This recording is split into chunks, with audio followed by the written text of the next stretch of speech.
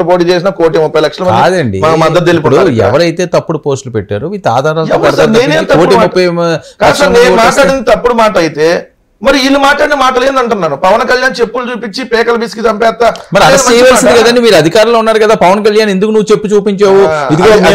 మేము ఇప్పుడు ఒక్కసారి పవన్ కళ్యాణ్ అరెస్ట్ చేయలేదు కాబట్టి పవన్ కళ్యాణ్ మీరు అరెస్ట్ చేయలేదు. అరెస్ట్ చేస్తుంటే బాగుండేది. ఒకసారి చేస్తే బాగుంది కదా. ఒకటి ప్రజాస్వామ్యంలో పద్ధతిగా మాట్లాడమని కాదండి. పవన్ కళ్యాణ్ చెప్పినట్టు చెబుతున్నాం సార్. చెప్పినట్టు చెప్తాం. అసలు బాబు నువ్వు రాజకీయ పార్టీ పెట్టావా?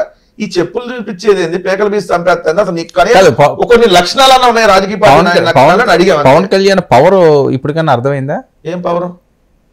పవన్ కళ్యాణ్ పవర్ అంటే జనాల్లో ఆయనకున్న పవర్ ఏంది? 6% ఓట్లు వస్తే పవర్ ఉన్నట్టేనా? 6% కాదండి, 100% స్ట్రైక్ రేటు.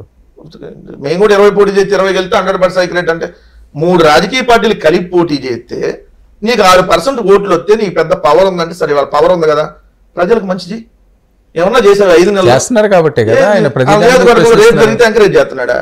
ఎంకరేజ్ చేయడం ఏంటి? మరి రేపు జరిగితే కనీసం వెళ్ళి పరామర్శించాలి కదా. నీ తెలుగుదేశం పార్టీ నాయకుడే కదా చేసింది.